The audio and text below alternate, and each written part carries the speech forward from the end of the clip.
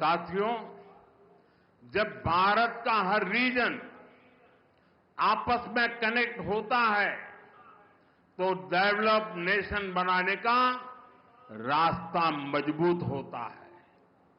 दुनिया के हर develop nation, हर develop reason में यही हुआ है। आज जब भारत का हर स्टेट आपस में कनेक्ट हो रहा है तो पूरे देश का पोटेंशियल सामने आ रहा है। इसका बेनिफिट भी देश के हर रीजन को हो रहा है, हमारे तमिलनाडु को हो रहा है। साथियों, आज जब रामनवमी है, रामेश्वर की पवित्र भूमि है, तब मेरे लिए कुछ भावुक पल भी है। आज भारतीय जनता पार्टी का स्थापना दिवस है। सशक्त, समृद्ध और विकसित भारत के जिस लक्ष्य को लेकर के हम चल रहे हैं, उसमें बीजेपी के हर एक कार्यकर्ता का परिश्रम है। 3-3, 4-4 पीढ़ियां मां भारती के जय जयकार के लिए खप गई है। मेरे लिए गर्व की बात है कि भारतीय जनता पार्टी के उस विचार ने, भारतीय जनता पार्टी के लाखों कार्यकर्ताओं के परिश्रम ने आज हमें देश की सेवा करने का अवसर दिया है। आज देश के लोग बीजेपी सरकारों की गुड गवर्नेंस देख रहे हैं, राष्ट्रहित में लिए जा रहे हैं वो निर्णय देख रहे हैं और हर हिंदुस्तानी का सीना चौड़ा हो रहा है। देश के हर राज्य, हर कोने में जिस तरह बीजेपी के कार्यकर्ता जमीन से जुड़कर कार्य करते हैं, गरीबों की सेवा करते हैं, वो देखकर मुझे गर्व होता है। मैं भारतीय जनता पार्टी के करोड़ों कार्यकर्ताओं का आभार व्यक्त करता हूं। मैं उन्हें अपनी शुभकामनाएं देता हूं। साथियों, आज दुनिया में भारत के प्रति आकर्षण बढ़ा है। लोग भारत को जानना चाहते हैं, भारत को समझना चाहते हैं। इसमें भारत के कल्चर का, हमारी सॉफ्ट पावर का भी बड़ा रोल है।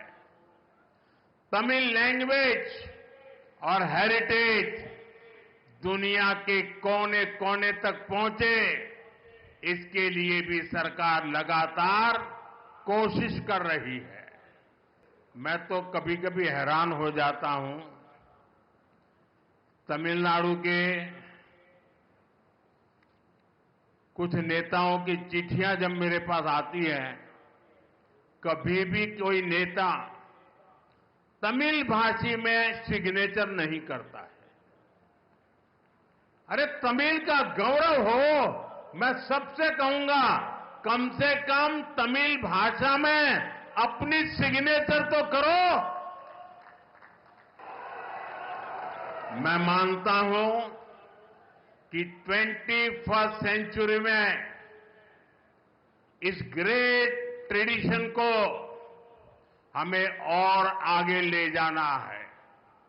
मुझे विश्वास है कि रामेश्वरम और तमिलनाडु की ये धरती हमें ऐसे ही निरंतर नई ऊर्जा देती रहेगी, नई प्रेरणा देती रहेगी। साथियों, विकसित भारत के सफर में तमिलनाडु का बहुत बड़ा रोल है। मैं मानता हूं तमिलनाडु का सामर्थ्य जितना ज्यादा बढ़ेगा, भारत की ग्रोथ उतनी ही तेज होगी। बीते दशक में तमिलनाडु के विकास के लिए 2014 से पहले की तुलना में 3 गुना ज्यादा पैसा सेंटर से दिया गया है। जब इंडी अलायंस की सरकार थी, डीएमके उस सरकार में विराजमान थे, तब जितना पैसा मिला उससे 3 गुना मोदी सरकार ने दिया है। इससे तमिलनाडु की इकोनॉमिक और इंडस्ट्रियल ग्रोथ में बहुत बड़ी मदद मिली है। साथियों, तमिलनाडु का इंफ्रास्ट्रक्चर भारत सरकार की प्रायोरिटी है। बीते 1 दशक में तमिलनाडु का रेलवे बजट 7 टाइम्स से ज्यादा इंक्रीज किया गया है।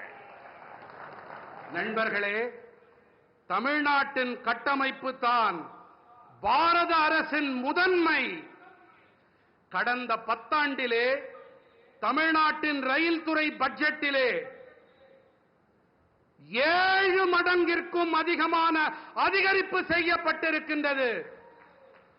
इसके बावजूद भी कुछ लोगों को बिना कारण रोते रहने की आदत है, वो रोते रहते हैं। 2014 से पहले रेल प्रोजेक्ट्स के लिए हर साल सिर्फ ओनली 900 करोड़ रुपीज ही मिलते थे। और आपको पता है, उस समय इंडी अलायंस के मुख्य कर्ता धर्ता कौन थे, ये आपको पता है। इस वर्ष तमिलनाडु का रेल बजट 6,000 करोड़ रुपए से ज्यादा है।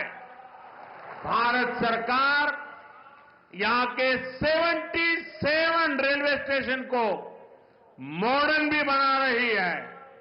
इसमें रामेश्वरम का स्टेशन भी शामिल है। साथियों, लास्ट 10 इयर्स में प्रधानमंत्री ग्राम सड़क योजना के तहत गांवों के रोड और हाईवे के क्षेत्र में भी बहुत सारा काम हुआ है। 2014 के बाद तमिलनाडु में केंद्र सरकार की मदद से 4,000 किलोमीटर रोड्स बनी है। चेन्नई पोर्ट को कनेक्ट करने वाला एलिवेटेड कॉरिडोर शानदार इंफ्रास्ट्रक्चर का एक बेहतरीन उदाहरण बनेगा। आज भी करीब 8,000 करोड़ रुपीस के रोड प्रोजेक्ट का शिलान्यास और लोकार्पण हुआ है। ये प्रोजेक्ट तमिलनाडु के अलग अलग डिस्ट्रिक्ट के साथ ही आंध्र प्रदेश के साथ भी कनेक्टिविटी बेहतर करेंगे। இன்றும் கூட சுமார் 8000 கோடி ரூபாய் மதிப்பிலான சாலை திட்டங்களுக்கான அடிக்கல் நாட்டப்பட்டு இவை தேசத்திற்கு அர்ப்பணம் செய்யப்பட்டிருக்கின்றது. இந்த திட்டங்கள் தமிழ்நாட்டின் பல்வேறு மாவட்டங்களோடு மட்டுமல்லாமல் ஆந்திர பிரதேசத்துடனான இணைப்பையும் மேம்படுத்தும்.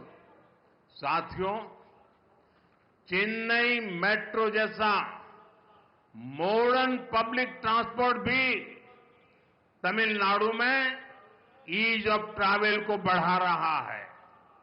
हमें याद रखना है, जब इतने सारे इंफ्रास्ट्रक्चर का काम होता है तो इससे हर सेक्टर में नई जॉब भी क्रिएट होती है।